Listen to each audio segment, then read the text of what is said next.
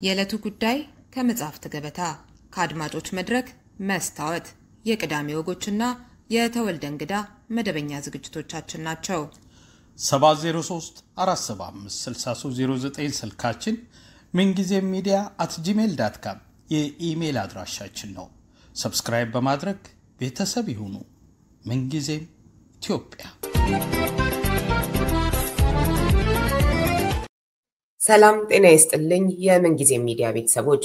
ከጥቂት ቀናት በፊት በለንደን የሚዘጋጀውን 6ኛው የኢትዮጵያ ፊልም ፌስቲቫል በተመለከተ ከሀበሻ ቪው ዋና ስራ አስፈጻሚ ትግስት ከበደ ጋር ቆይታ ማድረግ ይታወሳል። ዛሬ የመክፈቻ ፊልም በመሆን በፌስቲቫሉ ላይ ስለሚቀርበው ጀቢና ፊልም መረጃ ተሰጠን ዘንድ የፊልሙን ኤክዚኪዩቲቭ ፕሮዲዩሰር ሄለን እሸቱን ጋብዣለሁ። ፕሮግራሙን አዘጋጅቼ የማቀርብላችሁ ሪዮት አለሙ ነኝ። እንድትከታተሉ ጋብዛለሁ። ሄለን ግብዣይን ተቀብለሽ ስለተገኘሽ በጣም አመሰግናለሁ። እኔም ስለጋበዝሽኝ በጣም አመሰግናለሁ ሪዮት። እሺ እንግዲህ ጀቢና የተሰኘው ፊልም ምሰሶ የተሰኘ ያንቺ የህይወት ታሪክ ላይ ከሚያጠነጥን መጽሐፍ መነሻ ያደረገ እንደሆነ ነውና መረጃው የሚያመለክተው። ትንሽ በይን እስኪ ስለ መጽሐፉና ስለ ፊልሙ ምንና ምን ናቸው የሚለው። ጀቢናና ምሰሶ የአንድ ሳንቲም ሁለት ገጽታዎች ናቸው። መጀመሪያ የተጻፈው ምሰሶ መጽሐፍ ነው። ምሰሶ መጽሐፍን ነው ሰዎች አንብበው ሙቪ መሰራት አለበት ያሉት። እኔ መጽሐፍ ስጽፈው ያው ሴቶችን ያስተምራል፣ ለብዙ ሰዎች ጥሩ ትምህርት ይሰጣል ብዬ ስላመንኩበት ነው መጽሐፉን የጻፍኩት። ግን ፊልሙ በሰዎች ጥያቄ መጥቶ ወደ ፊልም ተደርሶ ጀቢና ሙቪ ተሰርቶ ወጣና ተመረቀ። ቆንጆ ሙቪ ነው ጀቢና ሙቪ። እሺ እስኪ ደራሲና ዳይሬክተር ሳሙኤል ተሻገር ነው የሰራውና ከሱ ጀምረሽ ስለ ተዋናዮቹ ስለ ፊልሙ አጠቃላይ መታወቅ አለበት የምትነግሪኝ ነገር ካለ። ሳሙኤል ተሻገር የማየ ልጅ ነው ምሰሶ መጽሐፍን ወደ ጀቢና ሙቪ የደረሰው። ብዙ አርቲስቶች ተሳትፈውበታል። ብዙ ብርም ጨርሰንበታል። ወደ 6.1 ሚሊዮን ብር ፈጅቶብናል ጀቢናን ስናሰራ። እነ ቤተልሔም ሸረፈዲን እና አስራት ካሳሁን ብዙ አርቲስቶች ናቸው እነሱ ተሳትፈውበታል። ወደ 200 የሚሆኑ አርቲስቶች ናቸው ከካሜራ ጀርባም ያሉት በጠቅላላ የተሳተፉበት። ጀቢና ምርጥ ሙቪ ነው። በእውነተኛ ታሪክም ላይ መሰረት ያደረገ ነው። የምሰሶዋን መጽሐፍ መሰረት አድርጎ ነው ጀቢና የተጻፈው። ቆንጆ መጽሐፍ ቆንጆ ሙቪ ነው ጀቢና። እሺ እንደው አንቺ ስታየው ቅድም እንደገለሽው ቆንጆ ነው ብለሻልና የጻፍሽውን ነገር እንዳወጣልሽ እንደተሰማሽ ነው የሚገባኝ። ይሄ ደግሞ ሌሎችም ጋር አንቺ እንዲህ ከተሰማሽ ይጋባል ብዬ አስባለሁኝና ዛሬ እንግዲህ የመክፈቻ ፊልም ሆኗል በፊልም ፌስቲቫሉ የመጀመሪያ ቀንና ይሄም ደግሞ ትልቅ እድል ነው ብዬ አስባለሁኝ። የመጀመሪያሽ ነው አይደለ ፕሮዲዩስ ስታደርጊ ፊልም? አዎ የመጀመሪያ ፊልሜ ነው፣ የመጀመሪያ መጽሐፌ ነው። ስለዚህ በጣም እድለኛም ጭምር ነሽ። በጣም እድለኛ ነኝ በእውነት። እኔ ፊልሙን ልክ አይተው ሲጨርሱ ሰው የሚያደርገው እንትን በቃ አጨብጭበው ምን ብለው ደስ ብሏቸው፣ ግን ብዙ ፊልሙ አሳዛኝ ነው ታሪኩ። ያው የሴት ልጅ ጥቃት ነው ላይ ያለበትና ብዙ ያለቅሳል ፊልሙ ሲያይ፣ በጣም ያሳዝናል ፊልሙ። እኔ ራሱ ልክ እንደ ተመልካች እንደ አዲስ በቃ ሁሌ ሳየው እኔንም ኢሞሽናል ያደርገኛል ሁሉ ጊዜ። ይሄንን ሁሉ ነው እንዲያለፍኩት ያለሽ? አዎ ስኖረው ስጽፈው ነው እንትን ያለኝ የታወቀኝ። እኔ ራሱ ስኖረው ኖርኩት። ያው አካባቢም ተጽዕኖ ስለሚያደርግብሽ ምንም ውስጡ መኖሬም ብዙ እንትን አላለኝም። ልጅነትም መኖር ጥሩ ነው፣ ግን ስጽፈው በቃ ለምንድን ነው ሁሉ እንዲሆን የፈቀድኩት? በቃስ ማለት የነበረብኝ አሁን ነው ወይ? ለምን እስካሁን በቃ አላልኩም የሚለው በቃ እኔን ውስጤን በጣም እየረበሸኝ፣ አንዳንዴ ለሳምንት ሁሉ መጻፍ አቆም ነበር እየተናደድኩ የነበረው። እንደሱ ሆኖ ነው ምሰሶ መጽሐፍ የተጻፈው። ግን ሰው ጋርም ተቀባይነቱ ወዲያው ነው እንዳነበቡት። የምርቃቱ በማግስቱ ነው ፊልም እንስራው ያሉት። ምሰሶ በተመረቀ መጽሐፍ ነው በማግስቱ ፊልም እንስራው ብሎ እንዴ ፊልም መሰራት ይችላል እንዴ መጽሐፍ ምለው እንዳስብበት እያደረገኝ ታሪኩ እየነዳኝ ነው ዛሬ ጀቢና ሙቪ ለመስራት የበቃሁት። አዎ አንዳንድ ጊዜ ያለፍንበት ነገር እንደዚህ ወይ ሲጻፍ ወይ ሲሰራ ነው አይደል ሙሉ ምስሉንም የምናገኘው። ይሄንን ሁሉ እንዴት አለፍኩት እንዳልሹም ደግሞ ራሳችንን እንተቸው ለምን እስካሁን በቃ አላልኩም እንደዚህና እንደሱ አይነት የሆነ አይነት ፎይታም የሚሰጥበት ራሳችንን እንድናይ የምናደርግበትም ሂደት ነው መጽሐፍ እንደዚህ አይነቱ ነገርና እንደው ካነሳ ነው አይቀር ፊልሙ ቢሆንም ትኩረታችን መጽሐፉ የት ይገኛል የሚለውንም ፊልሙንም ከዛሬው ምርቃት ጀምሮ የት ቦታዎች እንደሚታይ እሱንም እስኪ መረጃ ስጭን። መጽሐፉ እስካሁን እኛው ነን የሸጥነው ያለ ነው እኔ እጅ ላይ ነው ያለው።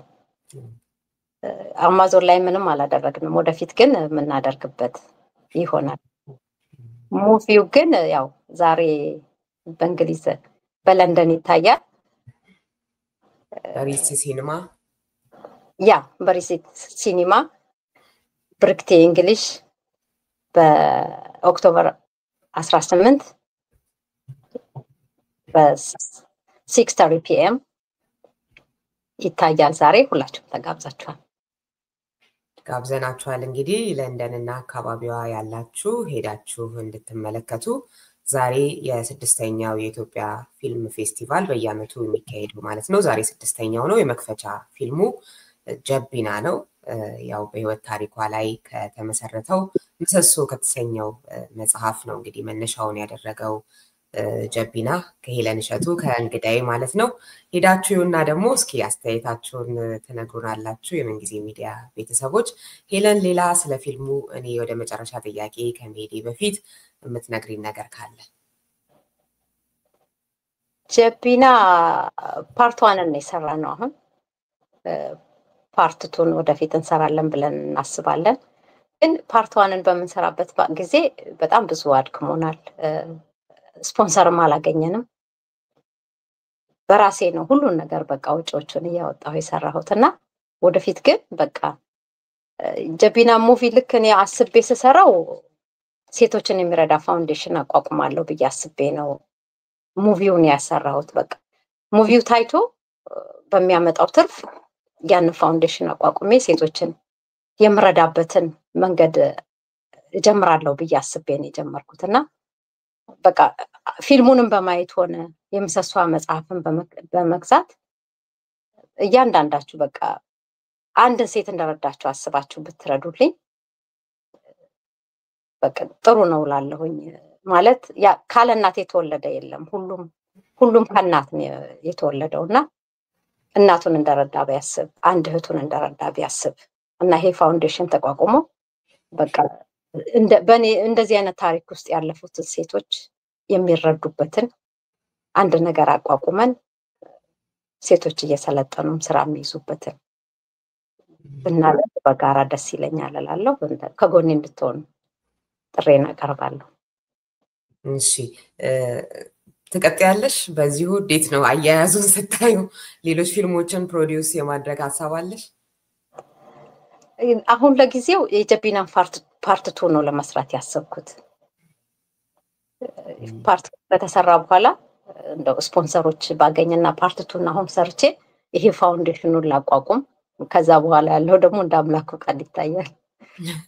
እሺ መጀመሪያ አንዱን ነገር እንጨርሰው ክፍል 2 ነው እንግዲህ ሰርተን ፋውንዴሽኑ ላይ ነው በቃ እኔ ሐሳቤ ሴቶች በቃ መርዳት አለብኝ ብዬ ነው።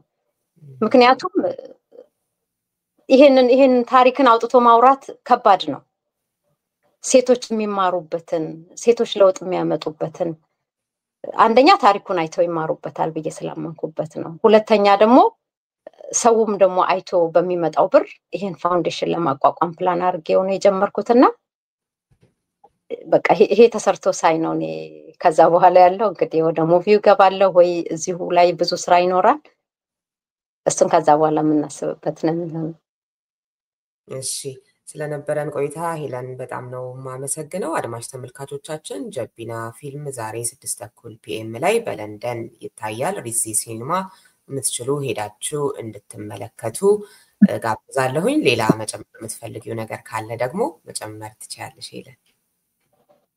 እስካሁን በምሰሷ መጽሐፍም በጻፍኩበት ሰዓት ከጎኔ የነበሩ ሙቪውም ላይ በሐሳብም ስክሪፕቱ ሲጻፍ ሁሉ እያነበቡ ለረዱኝ ከጎኔ ላሉ ሁሉ ስም ጠርቼ አልዘልቀውም። በጣም አመሰግናለሁ ላለው በአጠቃላይ አንቺም ዛሬ እንግዳሽ ስላደረግሽኝ ቲጂንም ሁሉንም አመሰግናለሁ። እግዚአብሔር ይስጥልኝ። እሺ እኔም አመሰግናለሁ። አድማጭ ተመልካቾቻችን ከሄለን እሸቱ ጋር የነበረኝ ቆይታ ይሄንን ይመስል ነበር። በሌላ ፕሮግራም ከሌላ እንግዳ ጋር ቆያችኋለሁ። እስከዚያው ሰላም። ምንጊዜም ሚዲያ የዕለቱ ጉዳይ ከመጽሐፍት ገበታ ከአድማጮች መድረክ መስታወት የቅዳሜ ወጎችና የተወልደ እንግዳ መደበኛ ዝግጅቶቻችን ናቸው። 703 475 6309 ስልካችን ምንጊዜም media@gmail.com የኢሜል አድራሻችን ነው። ሰብስክራይብ በማድረግ ቤተሰብ ይሁኑ። ምንጊዜም ኢትዮጵያ